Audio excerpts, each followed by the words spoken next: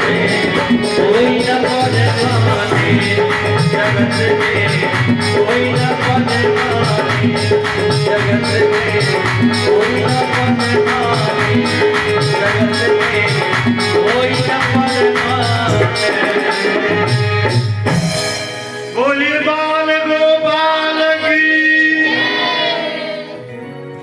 तो अवतरित होते ही बाल स्वरूप में सबसे पहले पूतना को उद्धार किया।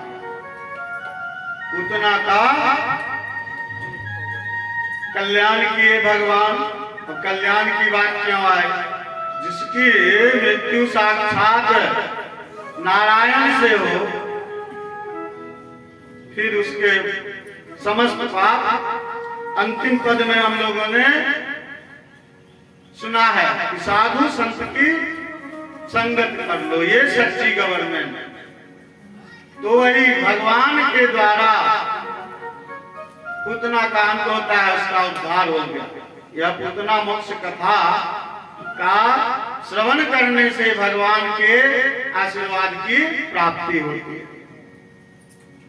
अब इधर बालक कृष्ण को उस राक्षसी के शरीर पर उछलते कूदते हुए सबने देखा, सब दौड़ करके गए।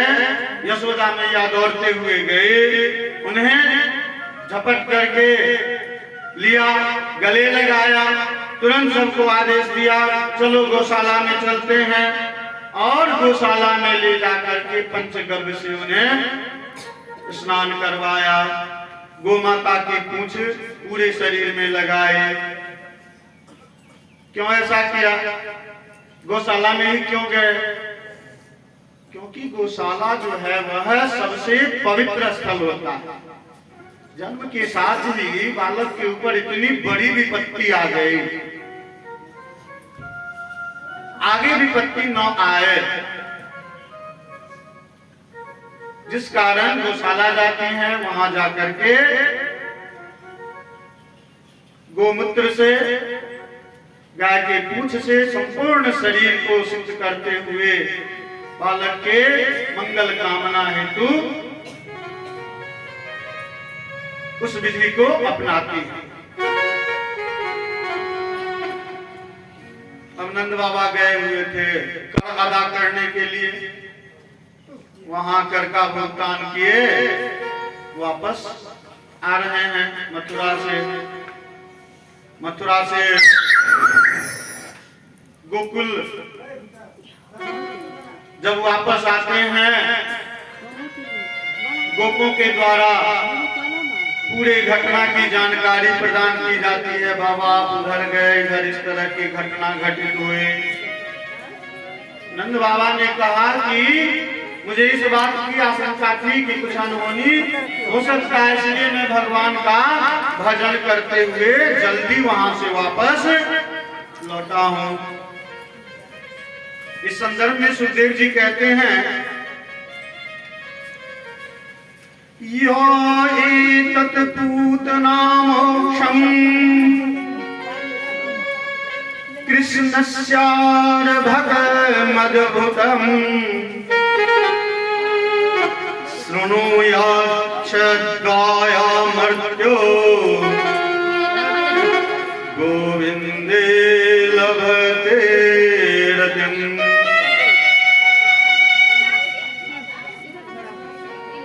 सुखदेव जी संदर्भ में कहते हैं कि जो कोई भी श्रद्धा पूर्वक इस पूतना मोक्ष कथा को श्रवण करते हैं, उन्हें इससे पूर्व भी मैंने उल्लेख किया कि भगवान का आशीर्वाद प्राप्त होता है। तो जो कोई भी इस कथा को श्रवण करते हैं, उनके हृदय में स्वतः भगवान कृष्ण के प्रति भक्ति भावना जग जाती है। और भक्ति भावना जगी तो भगवान का आशीर्वाद निश्चित मिलेगा। बोलिए पूतना मर्दन भगवान की जय। अब उतने विशाल राक्षसी का अंत हुआ।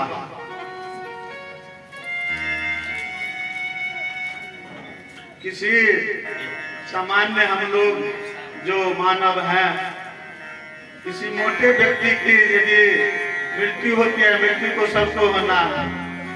अब सोच विचार में लोग करने लगते हैं, वो कितना चार आदमी उठे, इनका शरीर बड़ भारी है। अब यहाँ तो राक्षसी है, विशाल शरीर है। अब सब सोचने लगे कि इसका अंत कैसे होगा, इसका संस्कार कैसे करेंगे।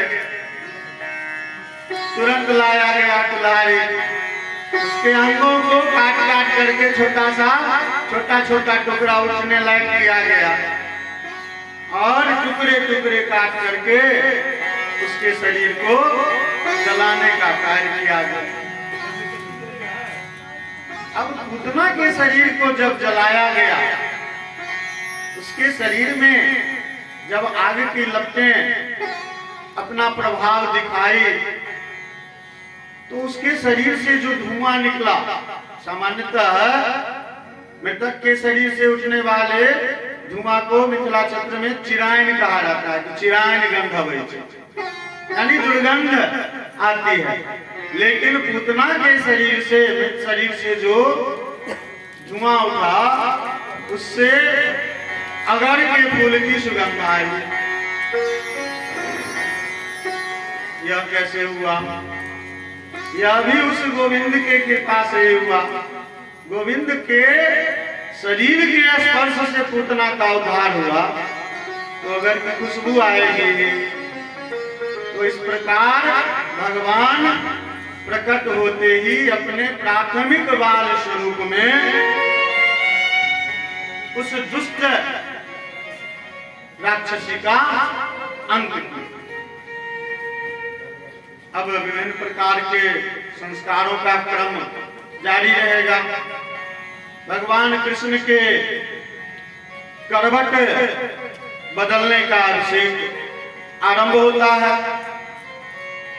वह भी उत्सव के रूप में, जितने भी संस्कार होते हैं शरीर में उत्सव। पुनः ब्राह्मणों को आमंत्रित किया गया। मंत्रोच्चार के साथ विप्रजन आरंभ किए उत्सव को। स्नान करा करके बाल गोपाल को पालने में रख दिया जाता है और स्वस्ति वाचन का गान हो रहा है। इसी बीच कुछ गोपियां देखती है कि बालक कृष्ण को भूख लग जाती है, क्योंकि आते के साथ तो उतना वाले कार्यक्रम हुए। भगवान को भूख लगती है और भगवान रोने लगते हैं। बालक कृष्ण रोने लगते हैं और रोते रोते पैर पटकते हुए स्वयं करवट बदल लेते हैं। इस दृश्य को कुछ गोपियों के द्वारा देखा जाता है और बड़ा आश्चर्य होता है। आश्चर्यचकित होकर के वह यशोदा के पास आती हैं और खुशी से कहती हैं, यशोदा मैया तेरा लल्ला तो बहुत बड़ा हो गया। स्वयं उसने करवट बदल डाली। अत्यंत आश्चर्यचकित सब हो जाते हैं। यशोदा को यह सुनकर के खुशी नहीं होती है। जो गायें हैं वह तो हर्षित होकर के गई गाने के लिए, लेकिन माता यशोदा को खुशी नहीं होती है। वह मन ही मन सोचने लगती है, लगता है कोई बहुत बड़ा ग्रह का प्रभाव है। स्वयं कैसे करवट बदल लेगा बच्चा, चिंतित हो जाती हैं। इधर ब्राह्मणगण विप्रजन स्वस्ति वाचन कर रहे हैं, सबको बुलाते हैं, आप लोग आइए, पुनः इसका जलाभिषेक करवाइए इस बालक का। पुनः कन्हैया का जलाभिषेक कराया जाता है, ब्राह्मणों से आशीर्वचन लिया जाता है और कन्हैया को मंगल गान गा करके पुनः पालने में सुलाया जाता है। तो यहाँ का उत्सव इस प्रकार क्रमशः आगे की ओर बढ़ रहा है। पूतना जैसी राक्षसी का, जिस पर कंस को पूर्णतः विश्वास था कि मेरी बहन मेरे द्वारा दिए गए आदेश को अक्षरशः पालन करेगी, लेकिन पूतना का तो अंत हो गया। कंस को जानकारी मिलती है। अब कंस क्या करता है, जैसे ही पूतना वध की जानकारी हुई, उसने उससे भी एक भयंकर दैत्य, उसका नाम है तृणावर्त। तृणावर्त राक्षस को कृष्ण का अंत करने के लिए भेजता है कि जाओ उस बालक को वध करके आओ। तृणावर्त मथुरा से गोकुल की तरफ प्रवेश करता है। राक्षस है, मायावी होते हैं। अब तृणावर्त जो आ रहा है वह किसी स्वरूप में नहीं आ रहा है, दृश्य रूप में नहीं आ रहा है, वह भयंकर तूफान के रूप में आ रहा है। तूफान बवंडर के रूप में वह आ रहा है। और यहाँ की स्थिति कैसी है, बाल गोपाल मैया यशोदा के गोद में आराम से खेल रहे हैं। भगवान ने देखा कि वो स्वरूप में नहीं, इस बार वायु रूप में आ रहा है। अब तो लीला करनी होगी। भगवान ने क्या किया कि धीरे धीरे अपना वजन बढ़ाने लगे। भगवान सब कुछ तो उन्हीं के द्वारा संचालित हो रहा है। भगवान अपना वजन बढ़ाने लगे। थोड़ा पैर भारी महसूस हुआ।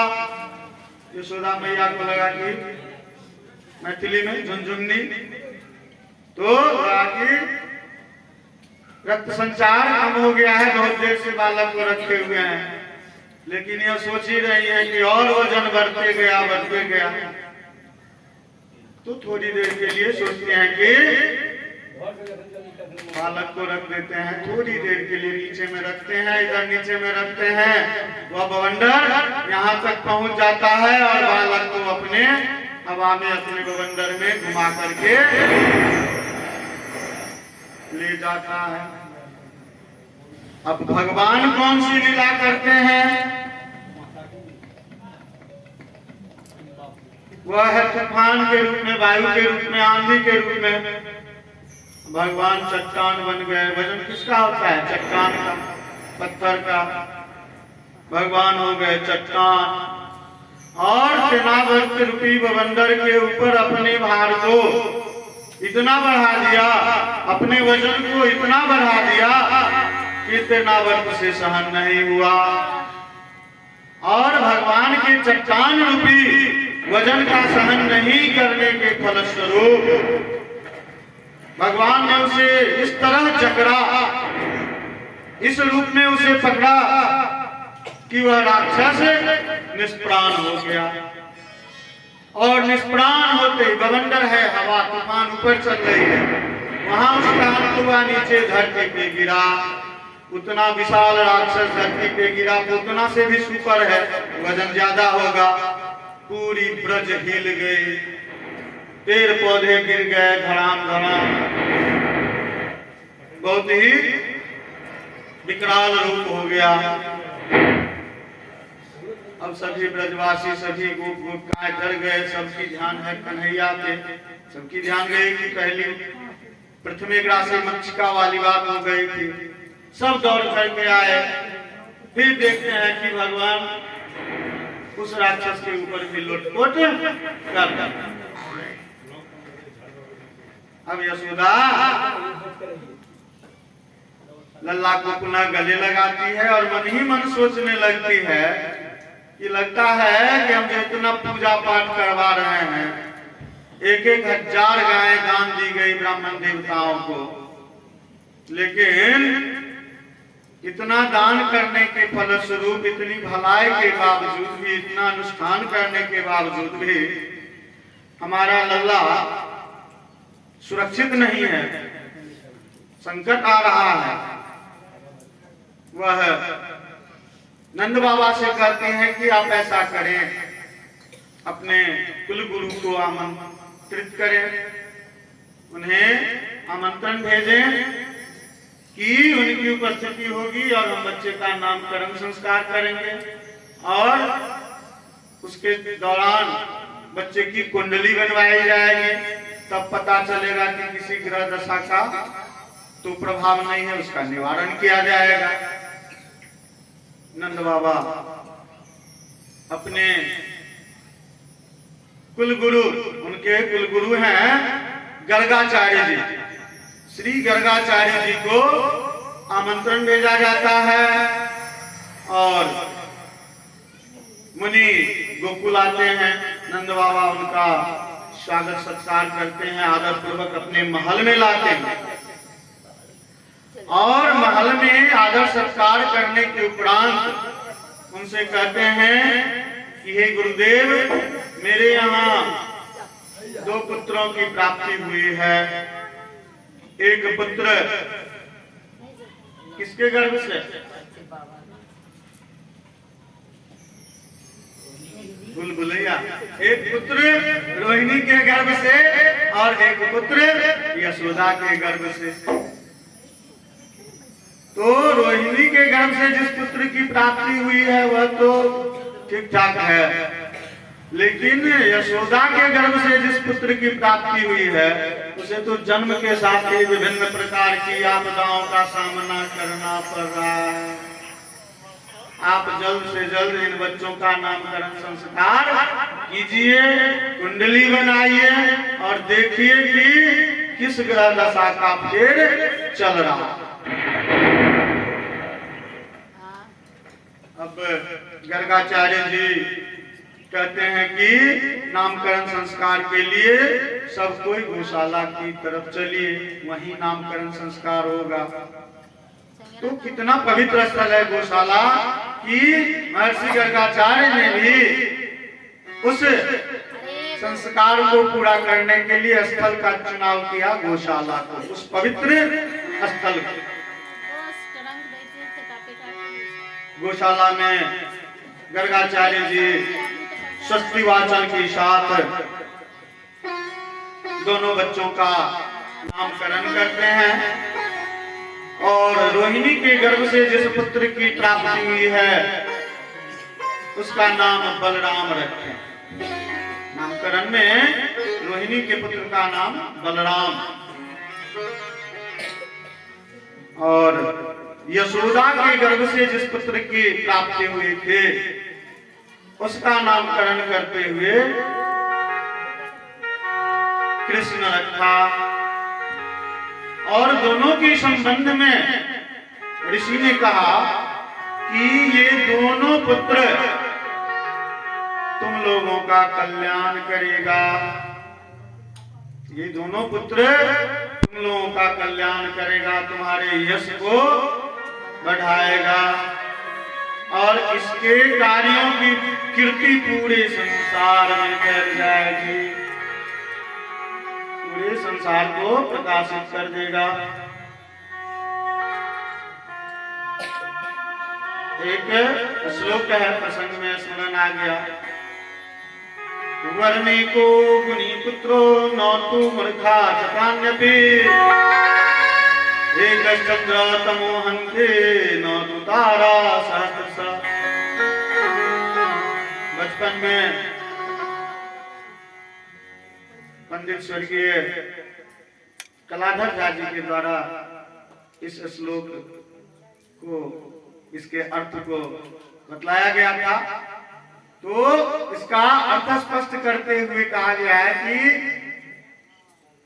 हे भगवान, यदि आपको वरदान देना है एक ही पुत्र दीजिए, लेकिन गुणवान दीजिए।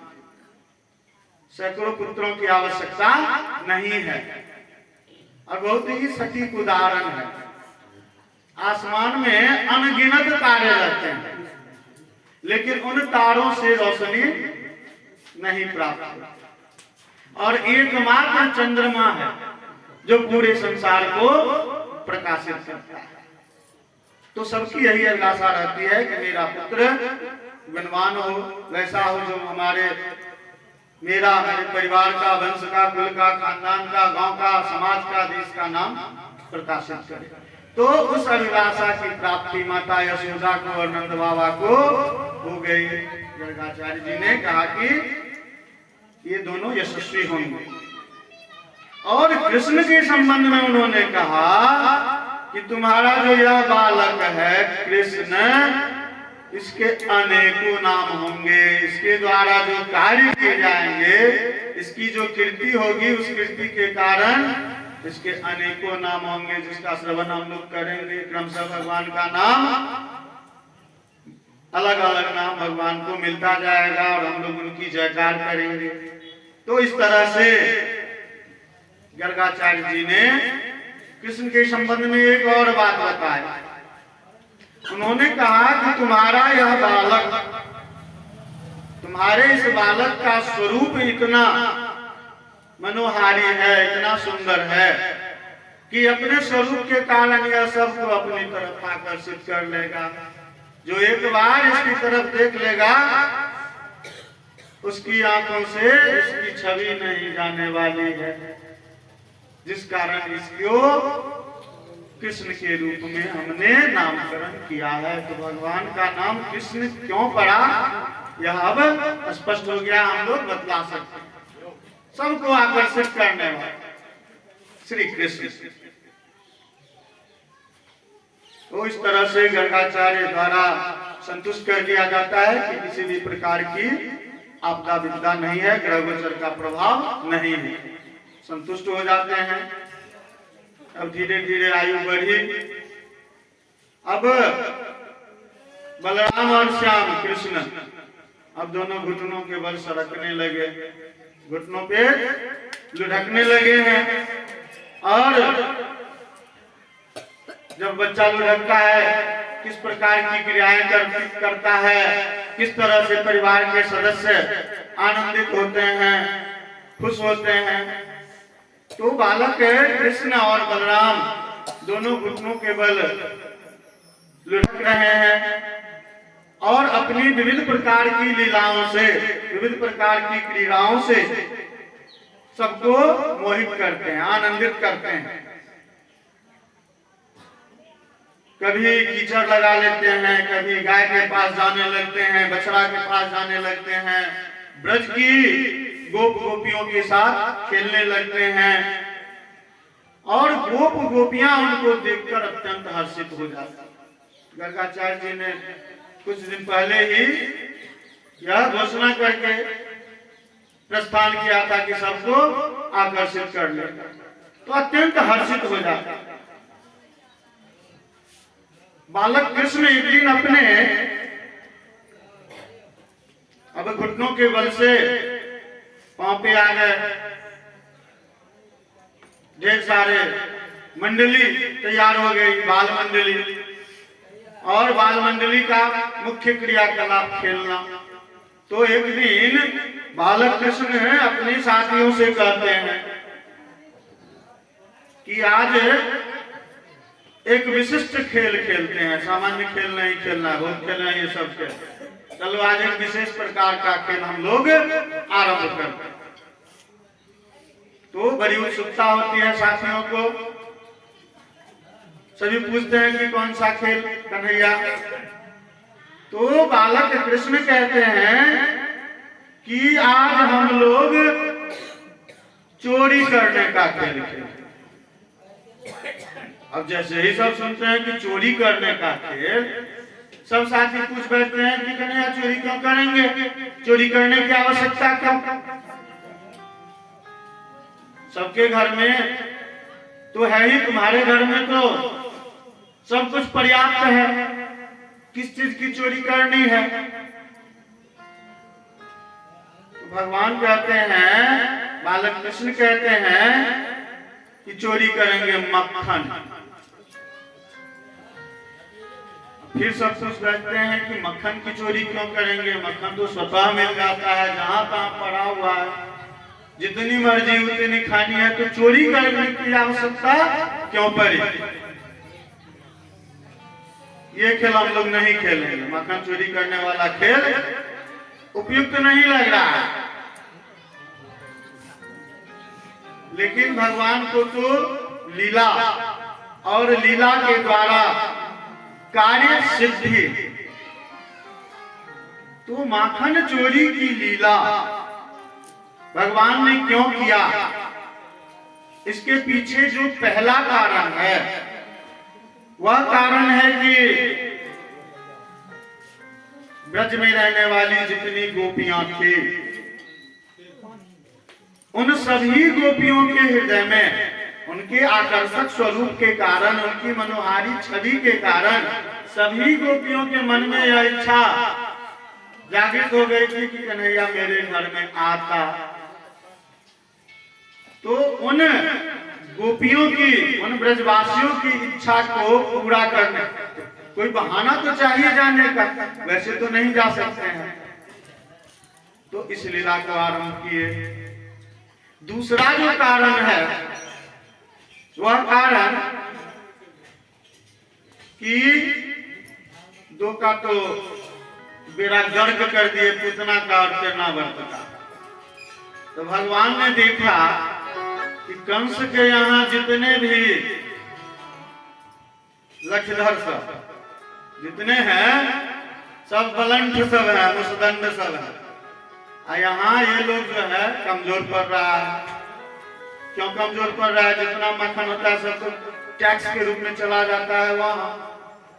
तो भगवान ने यह लीला इसलिए की कि यहाँ जो मक्खन तैयार हो रहा है वह मक्खन ब्रजवासियों को खिलाएंगे, उनको हृष्ट पुष्ट करेंगे, मजबूत बनाएंगे, तब ना मुकाबला होगा।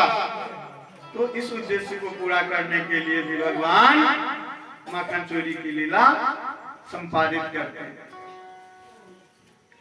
यह सुन भगवान जब अपनी इच्छा अपने साथियों को बताते हैं तब सभी हामी भर देते हैं कि हाँ ये बात तो सही है कि हमारे माता पिता इतना परिश्रम करते हैं, गायों को खिलाते पिलाते हैं, लेकिन उससे जो दूध प्राप्त होता है, मक्खन तैयार होता है, सब तो वहां चला जाता है। ये बात तुमने सही कही, चलो मक्खन चोरी का खेल खेलते हैं। और सबों के सभी गोप गोपिकाओं के यहाँ नित्य जाकर के माखन चोरी का कार्य किया जाता है और गोपियों की इच्छा पूर्ति हो जाती है। उन लीलाओं को देख करके, भगवान के मुंह में मक्खन लगा हुआ देख करके, हाथ में लगा हुआ देख करके अत्यंत हर्षित हो जाती हैं, प्रसन्नचित हो जाती हैं, अपने आप को धन्य धन समझती हैं और भगवान में निश्चिंत हो जाते हैं कि चलो क्रमशः एकाएकी करके सबकी इच्छा पूरी हो रही है। और वह गोप गोपिकाएं भगवान के इस मधुर स्वरूप को देख करके बहुत ही मधुर भाव में बालक कृष्ण की मधुरता का गान करते हैं। मेरे साथ साथ आप लोग भी, यानी हम सभी लोग भगवान के मधुर स्वरूप का गुणगान करेंगे। अधरम मधुरम बदनम मधुरम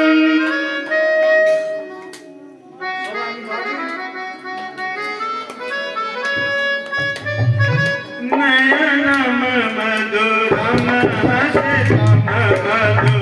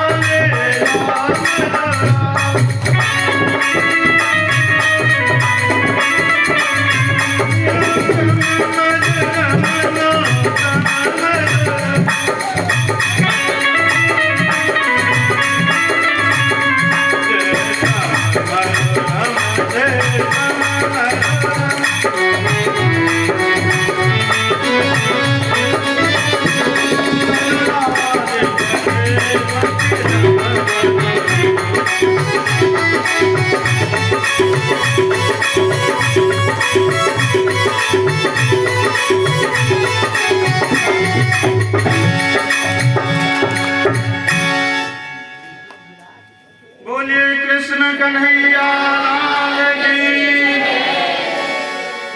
तो इस प्रकार उस मनोहारी छवि वाले बाल गोपाल की मधुरता को गोपिकाओं के द्वारा बहुत ही प्रसन्न चित्त भाव से गाया जाता है। सभी हर्षित होती हैं भगवान की विविध क्रीड़ाओं को देखकर।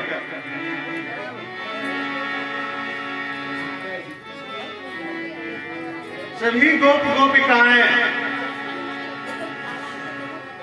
बाल कृष्ण के प्रति इतनी आकर्षित हो जाते हैं।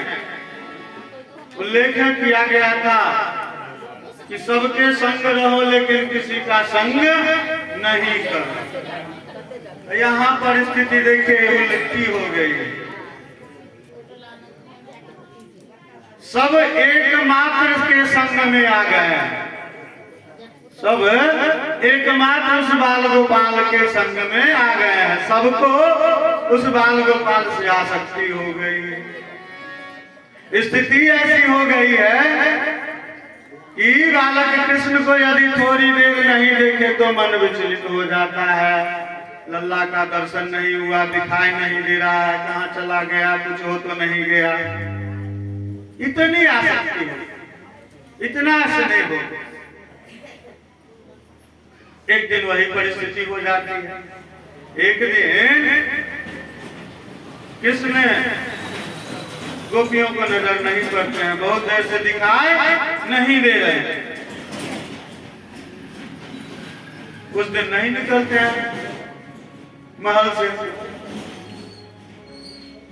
माने मन उसमें भी कुछ लीला रच लिए होंगे। तो एक दिन जब बहुत देर तक गोपियों के द्वारा गोपियां जब कन्हैया को नहीं देख पाती हैं तो सब मिलजुल करके निर्णय लेते हैं, क्योंकि सबका लक्ष्य एक ही है। एक दूसरे से पूछती हैं तुमने लल्ला को देखा, तुमने लल्ला को देखा, सब जवाब देती है नहीं। तो अंत में सब निर्णय लेते हैं कि चलो महल की तरफ चलते हैं, क्या बात। और सब मन ही मन विचार लेती है कि वैसे जाएंगे और सीधे जसोदा में आ जाएंगे, यहाँ लल्ला है, तुरंत फिर कहेंगे जाओ तुम लोग बेकार में आ गए। तो सब विचार लेते हैं कि वैसे नहीं जाना है, लल्ला तो महल में होगा है। हम लोग बारी बारी से कन्हैया की शिकायत करेंगे यशोदा मैया, और शिकायत करने का उद्देश्य क्या, किसी बहाने अधिक देर तक वहां रहेंगे और कन्हैया का दर्शन करते रहेंगे। उद्देश्य तो था बाल गोपाल का अधिक से अधिक देर तक दर्शन करना। तो यह सोच करके सभी नंदमहल की ओर जाते हैं, शिकायत करने लगते हैं, यशोदा तेरा लल्ला बहुत परेशान करता है, माखन चुरा लेता है। चलो चुरा ले, कोई बात नहीं, चुरा के खा लेता, लल्ला प्यारा है, लेकिन यह तो स्वयं कम खाता है, खाने से ज्यादा तो इसके मुंह पे लगी हुई रहती है, दोस्तों को खिलाता है। चलो यहाँ तक भी ठीक है, दोस्त है खिलाता है, लेकिन यह तो बंदरों को भी खिलाने लगता है,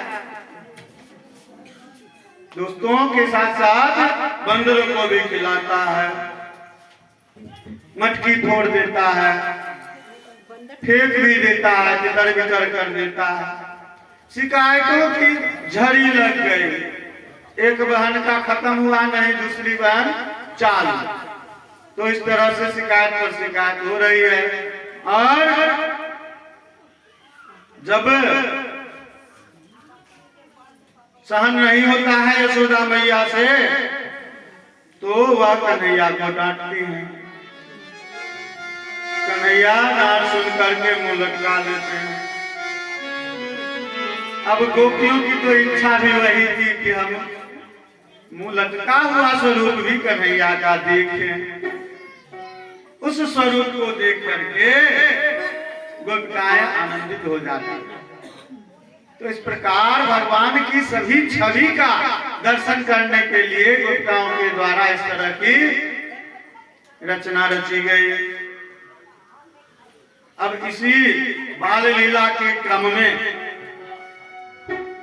भगवान की बाल गोपाल की इच्छा हुई कि ब्रजभूमि पे मैंने अवतार लिया है, और इस ब्रजभूमि की 3 वस्तुएं श्रेष्ठ है, विशिष्ट है। तो उन 3 वस्तुओं में से 2 को तो मैंने देख लिया। जब जन्म हुआ था, बधैया का कार्यक्रम चल रहा था, तो उसमें नाचे मोयरिया रे गीत हम लोगों ने गाया है। तो मोर का दर्शन हुआ, बांसुरी भी देख लिए, गोपीगण बांसुरी भी बजा रहे थे, गैया देख रहे हैं। तो ब्रज की 3 वस्तुएं विशिष्ट हैं ब्रजभूमि में। धेनु, धेनु हो गया गाय, बेनु अर्थात बांसुरी, और रेणु अर्थात मिट्टी, रज। तो 2 से तो परिचित हो गए, लेकिन ब्रज के रज को नहीं चख करके देखा है। तब मन में आया कि ब्रज के रज का स्वाद लिया जाए। ब्रज की मिट्टी को चखने का ख्याल आया कन्हैया के मन में। और ब्रज की इन 3 विशिष्टियों को अपने अनुभव के रूप में लेने की तो इच्छा थी, और इस लीला के द्वारा अत्यंत ही महत्वपूर्ण कार्य करना था, जिसका श्रवण हम लोग तुरंत। तो कन्हैया के मन में ख्याल आया, ब्रज की भूमि को चखा जाए, मिट्टी चखा जाए। खेलने के क्रम में वे क्या करते हैं कि थोड़ी सी मिट्टी अपने मुख में डाल देते हैं,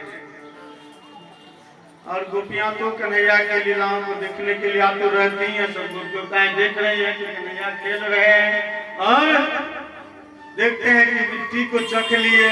फिर मौका मिला, दौड़ते हुए आए माता यशोदा के पास। लल्ला, तुम्हारा आज बहुत ही गलत कार्य किया है मैया यशोदा।